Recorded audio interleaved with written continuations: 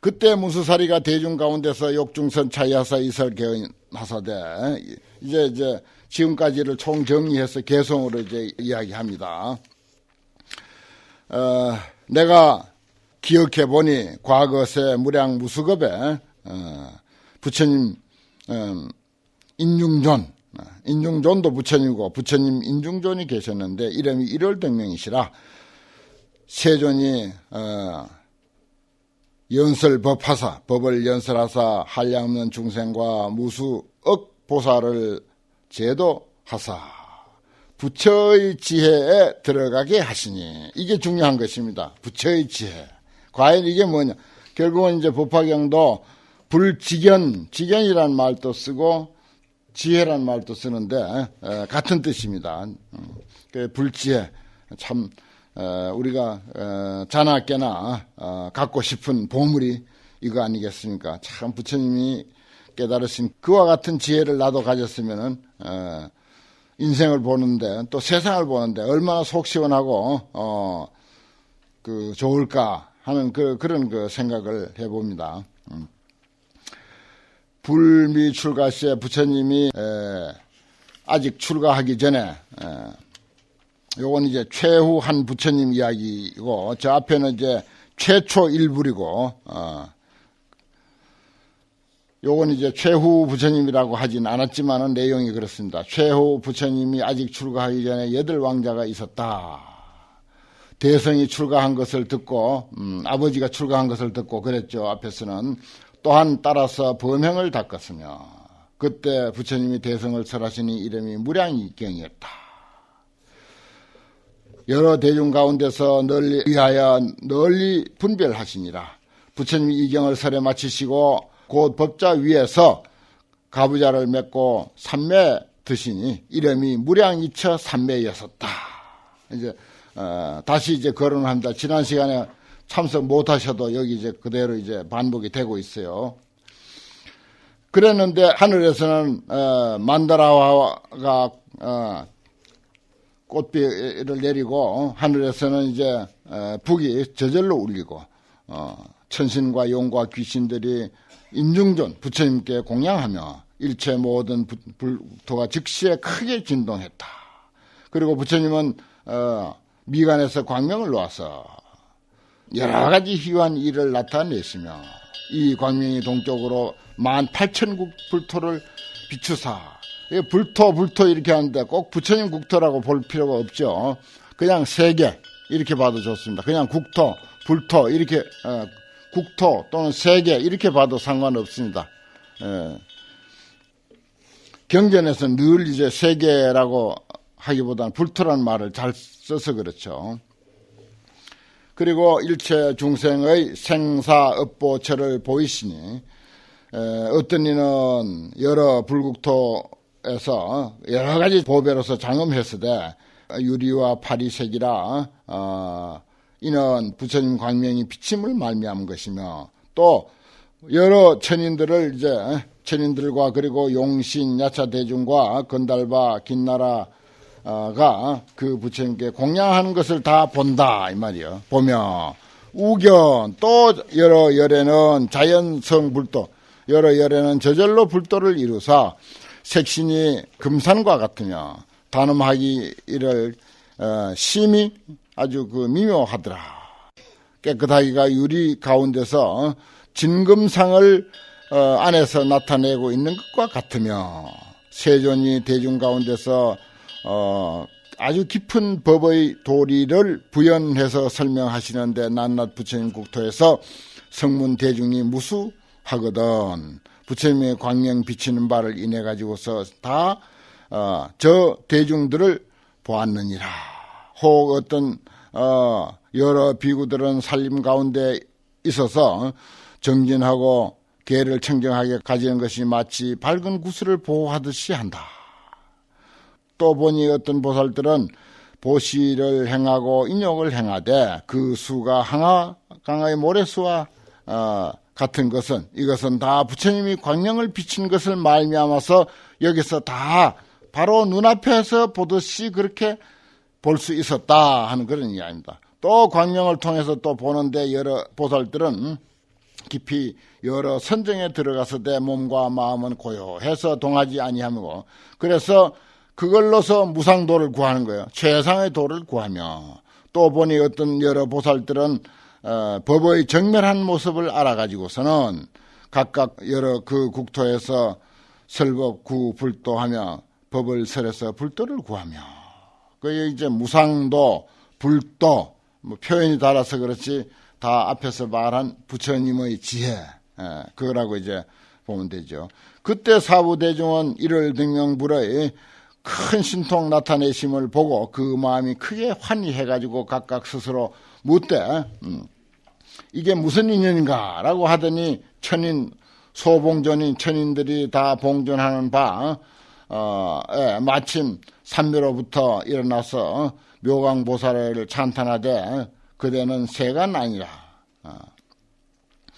일체 소 귀신이라 모든 사람들이 다 귀하고 믿을 바라 능히 법장을 받들어 가지되 야 소설법은 내가 설한 본 유여 능정지다. 오직 그대만이 능히 정득해서 안다. 세존 기 찬탄하사 세존이 이미 찬탄하사 묘강으로 하여금 환희케 하시고 이 법화경을 60소급이 가득할 때까지 설했는데 이 자리에서 일어나지 아니하시고 소설 묘법 상묘법을 설한 바 최상의 아름다운 법, 아름다운 이치죠. 법을 이 묘강법사가 실기에 능수지하니라 다다 수지하였느니라. 그래서 이제 우리가 묘법 변화경 그러는데 여러 번 말씀드리지만은 이치는 알고 보면 참 무상심신미묘법이에요. 이치가 무상심신미묘법이라 본래. 그런데 그 이치를 꿰뚫어 보고 설법하신 그 설법 내용도 역시 똑같이 이치와 같이 무상심신미묘법이라. 그래서 가르침도 무상심신미묘법이라고 하고 본래 이치도 무상심신미묘법이야. 우리가 이 꽃 한 송이만 가지고 이야기하더라도 얼마나 불가사의합니까? 정말 무상심신미묘법이거든요. 이 속에 포함되어 있는 기기묘묘한 그 이치, 저절로 그럴 수밖에 없는 그 이치, 그런 것을 우리가 생각한다면 이건 참 그냥 무심코 넘겨서 그렇지 정말 그 이치는 미묘하기 이를 데 없고 또 알고 보면 아름답기 이를 데 없다. 그래서 묘법연화를 하는 것이죠. 연꽃처럼 아름답고 미묘한 진리의 가르침. 부처님이 이 법화를 설하사 대중들로 하여금 환희케 하고 곧 그날을 대중들에게 천인 중에 과사되 제법 실상의 뜻을 이미 그대들을 위해서 설했을 때 내가 지금 한밤중에 열반에 마땅히 들을 것이 들이라.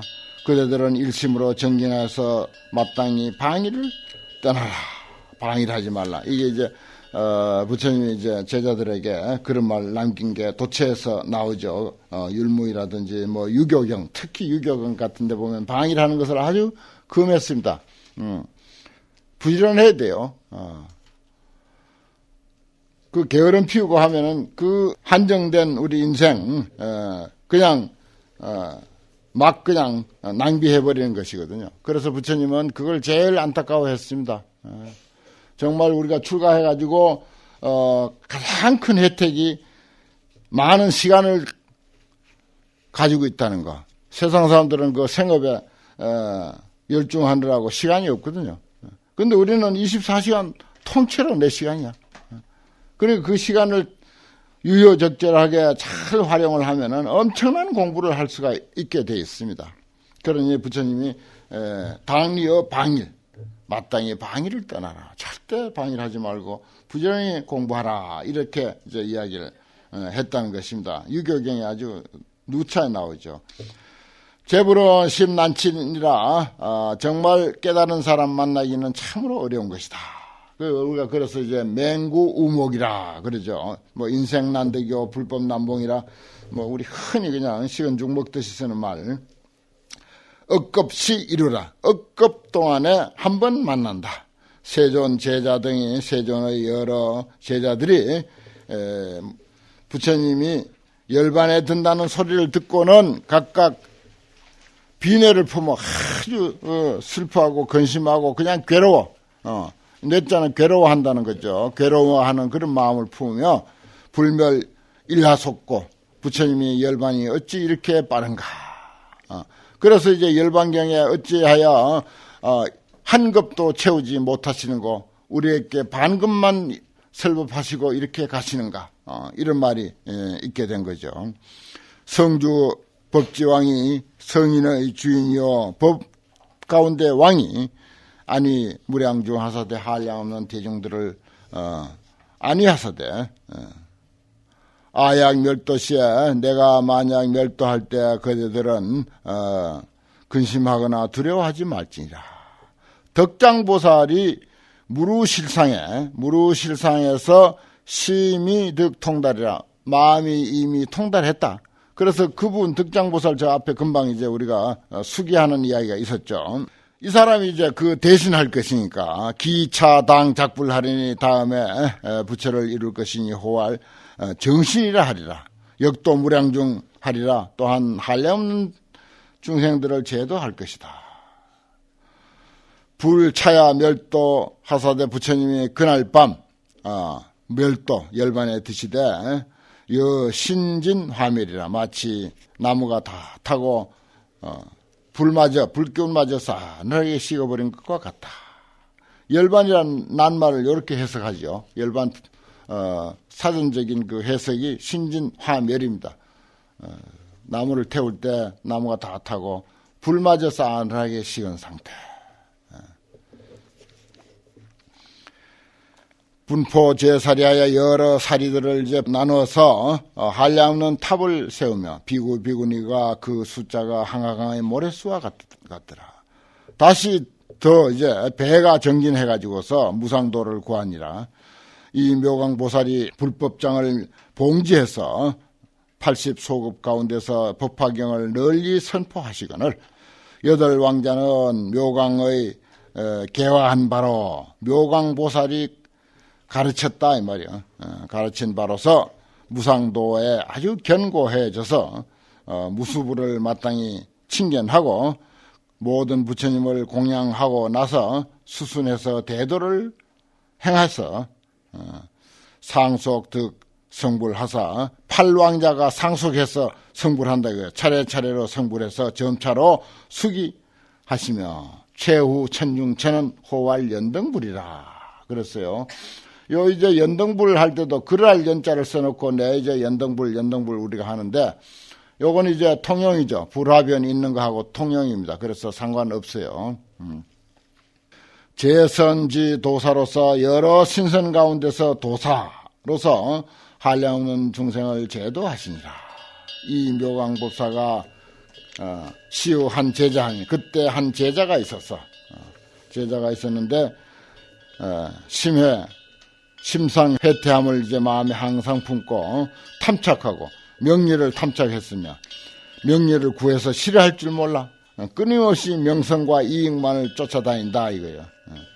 그러고 보니까 요즘 우리가 전부 그 미륵의 과거 같고 그러므로 해서 미륵도 보통 우리였었는데 우리처럼 탐착심, 명예, 이익 이런 것만 쫓아다니던 분이었었는데 우리의 희망인 미래 부처님이 되었잖아요.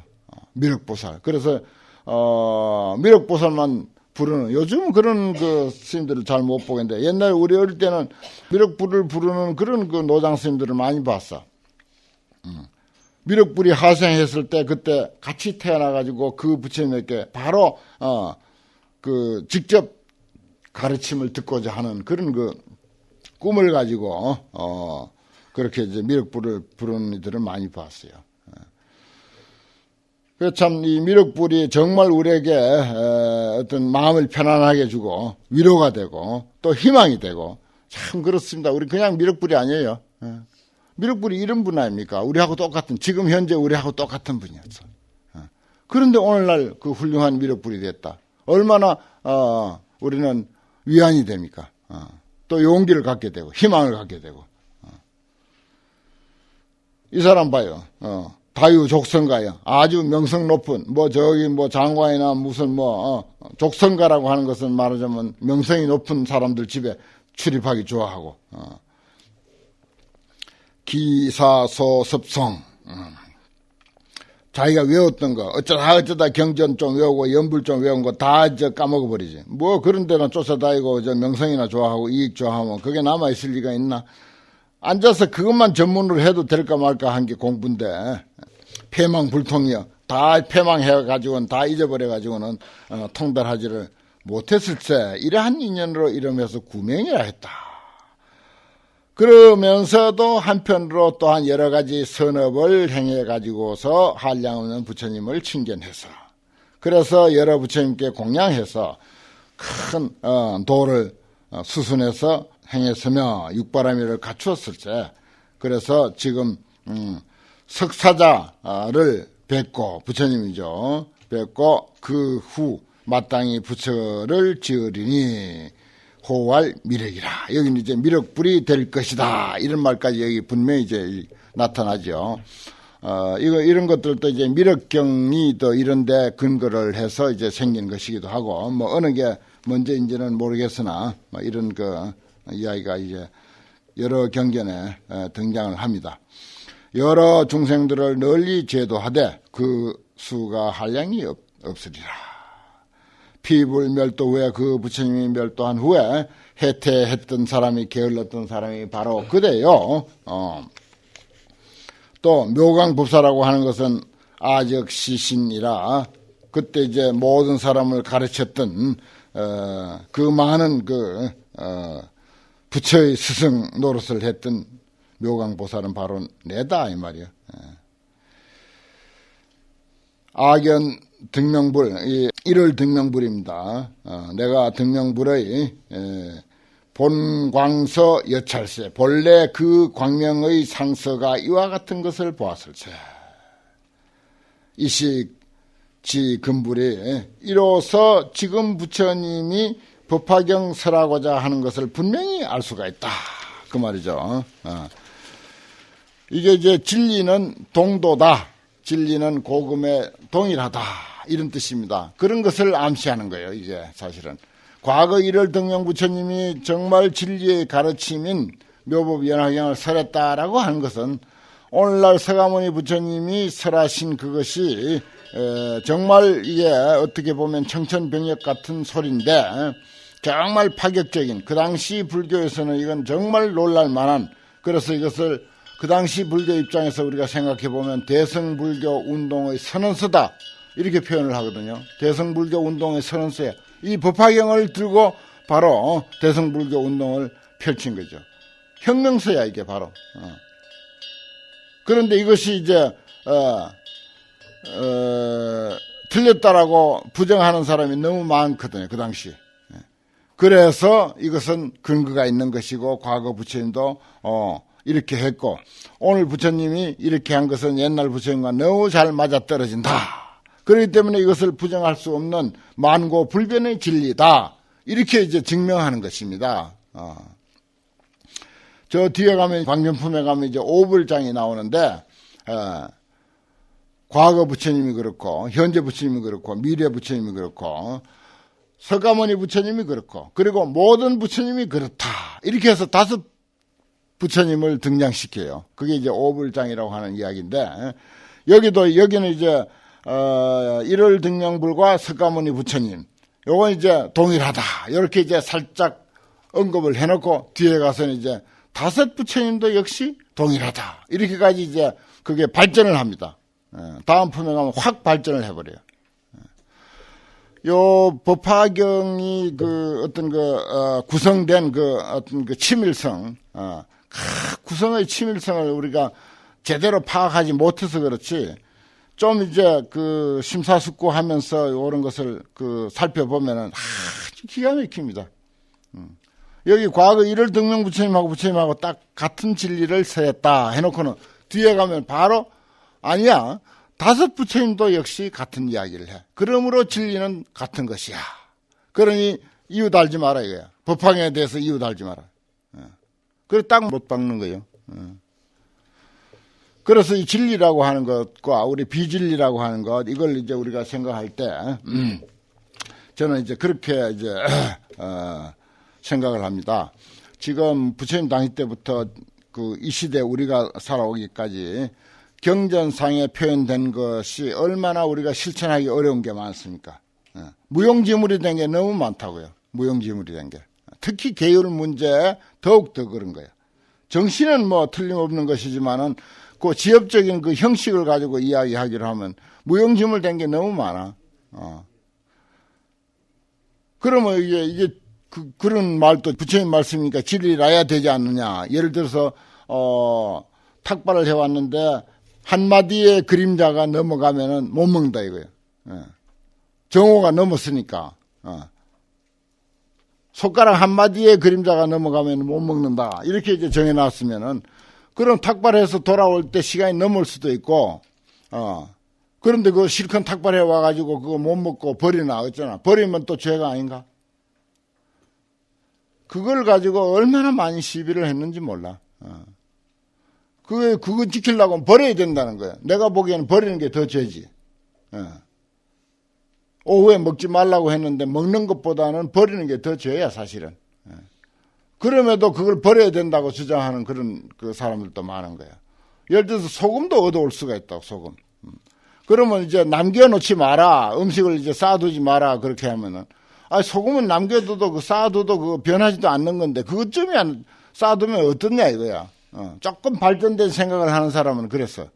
그래도 아주 그 고집불통 율사는 안 된다는 거예요. 소금도 뭐 다 먹어야 된다는 거예요. 그거 어떻게 먹으라고 그걸. 버리면 또 이게 시중물 버리는 게 되니까 죄가 되잖아요. 그러면 이제 이런 경우, 한 예고 이거는, 이런 경우 우리가 진리와 비진리를 어떻게 분별하면 좋겠는가. 하나의 기준이 있어요. 시대에 따라서, 또 민족에 따라서, 또 어떤 그 상황에 따라서 이게 변화가 불가피하게 변화할 수밖에 없는 것은 이건 전부 방편입니다. 이건 전부 비진리예요. 그 임시 방편이야. 전부 임시 방편이라고. 우리가 뭐 밥 해먹게 돼 있나요? 우리 전부 집에서 절에서 다 해먹잖아. 못 해먹게 돼 있어. 그러나 우리는 해먹어야만 되게 돼 있어. 이런 것은 전부 그 상황에 맞춰서 우리가 고치기도 하고 새로 만들기도 하고 옛날 거 버리기도 하고 이런 건 굳이 그렇게 고집 부릴 게 아니라는 거지. 그런 건 비진리야. 그런데 동서고금 흑백 어느 시대 어느 민족 어느 국가 상관없이 영원히 변치 않는 게 있어. 예를 들어서 연기의 문제라든지 공성의 문제라든지 모든 것이 인연으로 됐다고 하는 그 이치는 부처님이 발견한 아주 기가 막힌 원리인데, 그런 것은 어느 나라 또 어느 시대 어느 민족에게도 뭐 공산주의 국가나 민주주의 국가나 뭐 저기 아프리카나 무슨 뭐 어디 서양에나 똑같이 적용이 되는 거야. 이건 변함이 없는 거라. 옛날도 그렇고 지금도 그렇고 미래도 마찬가지고. 이런 건 진리라고. 그래서 진리와 비진리를 나눌 때 어떤 민족과 어떤 시대에서도 변하지 않는 그런 이치는 이건 진리고, 변할 수밖에 없는 것, 상황에 따라서 달라져야 할 수밖에 없는 그런 것은 방편이니까 그건 이제 융통성을 가지고 우리가 수용해야 된다. 이렇게 이제 이해하면은 틀림이 없습니다. 그건 그렇게 알아야지. 그래서 여기에 이제 옛날 그 일월등명불하고 석가모니불과 이렇게 맞춰서 묘법연화경 제법실상에 대한 이치는 영원히 변치 않는 진리다. 이렇게 이제 일단 살짝 이제 언급을 해요. 왜 이제 이런 말이 여기에 이런 것을 꼭 이렇게 증거를 대가면서 이런 그 경전이 성립돼야 되는가? 그건 이 법화경은 아까 이야기했듯이 대성불교 운동의 선언서야. 그렇기 때문에 반발이 너무 거셌어. 이건 뭐 완전히 외도라고 취급받고, 지금도 소승불교를 익힌 사람, 뭐 소승불교라고 안 하죠. 상자부 불교만 공부한 사람들은 그 부처님 그 행적, 어디 그 인도 성지를 여행하면서 영축산에 가지를 않은 사람을 봤어요. 안 가. 왜냐? 영축산에 가면 법화경 이야기를 해야 되고, 법화경 이야기를 하게 되면은 대승불교를 인정하는 게 돼버려. 그래서 안 올라가. 내가 누구라고 이름 대도 내가 자신있게 될 수가 있어. 내가 같이 가서 경험한 이야기니까. 그러면서 신도들이 못 가게 여기 한 2시간 걸린다고 그러더라. 그러면 시간이 이게 안 맞으니까 못 올라간다고 그래. 그러면 몇 분 안에 이제 돌아올 수 있도록만 하겠다. 내가 그래가지고 올라가면서 시간을 재보니까 15분밖에 안 걸려. 여러분들 가봤죠? 한 15분 올라가는 거야. 빠른 걸음으로는 10분이면 올라가. 내려올 때는 5분이면 내려와. 거기를 2시간 이상 걸린다고 못 올라가게 하더라니까. 사람이 소견이 그렇게 집착이 딱 되놓으면요. 소견이 콱 오그려 놓으면 그래야 된다고. 거기 가면 법화경 이야기를 해야 되니까. 법화경 이야기하면 대승불교를 인정하게 되니까 이게 그냥 자기 생명이 그냥 왔다 갔다 하는 거야. 자기 그 공부와 자기 재산이 하루아침에 와르르 무너지니까 도저히 못하는 거예요. 그 자기는 안 올라가.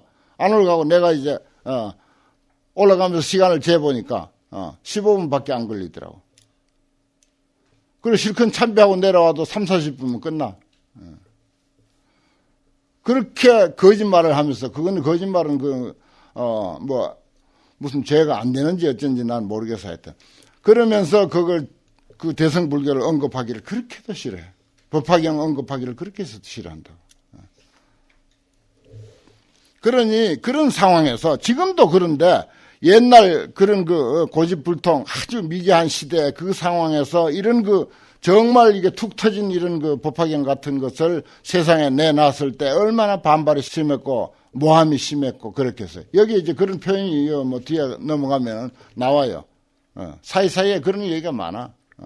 그런데 내가 이제 이걸 드러내서, 현장에 내가 사실은 있었는지도 모르지. 있었는 듯이 말하지만은, 이 경전에 보면은 틀림없어요. 그런 상황들이. 그러니까, 이게 이제, 1월 등명부를 등장시키고 서가모니 부처님의 이 학설이, 이 가르침이 틀림없다, 진리다. 그러면서 뒤에 가면 바로 5 부처님을 등장시켜가지고 재불, 과거불, 현재불, 미래불, 그리고 석가불, 이렇게까지 해가지고 증거를 세운다고요. 그분들이 이제 증명을 하도록 이제 그렇게 돼서 그게 진리다 이 말이 진리다. 그렇게 안 했어도 우리가 지금같이 이렇게 밝은 세상에는 진리와 비진리를 우리가 이제 앞서 약간 언급했듯이 그런 기준을 가지고 이해하면은 틀림이 없을 것입니다. 그리고 또 사실 진리라고 하는 것은 부처님이 발견을 했을 뿐이지 비로소 만들어 놓은 건 아니잖아요. 이미 있는 것이지. 부처님하고는 관계없는 거예요. 사실 진리는. 진리는 그런 줄 아는 사람이 있든 없든 진리는 그 자리에 그렇게 있는 거예요. 금정산이 그 자리에 그렇게 있는데 보는 사람이 있든 없든 그건 관계없이 그 자리에 그렇게 있듯이 법화경에서 밝힌 진리도 마찬가지예요. 그 자리에 그렇게 있는 거야. 그게 여시상, 여시성, 10여시라고 이제 금방 나오는데 그렇습니다. 진리라는 건 그런 거예요. 누가 가르쳐서 있는 것이 비로소 아니죠. 그러니까 단 먼저 발견해서 우리에게 일깨워줬다. 그러니까 진리에 맞게 살라. 이치에 맞게 살라. 제대로 알고 거기에 맞게 산다고 하는 것 이게 이제 물론 이제 쉬운 것은 아닙니다만은 여기서 진리는 고금에 동일하다. 정말 진정한 진리는 고금에 동일하다. 이걸 이제 여기 이제 1월 등명 부처님과 석가모니 부처님 관계에서 우리가 꼭 그 마음에 새겨야 할 것이 아닐까 그런 생각을 합니다. 금상여 본선은 지금 모습이 본래의 상서와 같은 것은 재불 방편이라 모든 부처님의 방편이다 이 말이야. 그 방편이라고 했잖아요. 그 어떤 이치를 참다운 이치 진리를 드러내기 위한 방편이죠. 그런 게. 금불 방 광명하사 지금 부처님이 광명을 놓으사 조발 실상이라 실상의 도리를 조발했다 이 말이야. 도와서 드러냈다. 도와서 드렸다. 바로 드러낸 게 아니고 광명은 뭐라고 내가 누차 이제 말씀드렸죠. 깨달음의 지혜다. 그 지혜를 통해서 세상의 어떤 그 실상을 바로 볼 수 있는 것이다. 그러니까 광명을 통해서 바로 보이는 것이 아니라 광명이 조발한 거야. 도울 조자. 정발이 아니고 정발하면 뭐예요? 바로 진리 그 자체. 그 다음에 이제 조발하면은 진리 그 자체는 아니지만은 진리를 이해하는데 상당한 그런 그 도움을 주는 그런 상서가 되겠죠. 그래서 광명 이야기를 이렇게 했다.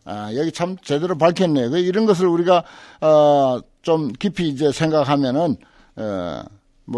법화경의 그 실상, 진리의 실상이 아니라 법화경의 실상이 어느 정도 드러나지 않겠나 이런 생각도 합니다. 금불 방 광명에서 지금 부처님이 무슨 수억만 볼트의 서치라이트도 아닌데 무슨 광명을 그렇게 18,000국토나 그렇게 비칠 수 있겠어요?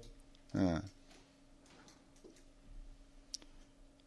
그럴 수가 없잖아요. 예. 태양도 그렇게 안 되거든. 태양도 그렇게 못 비친다고요. 18,000세계를 태양도 못 비쳐.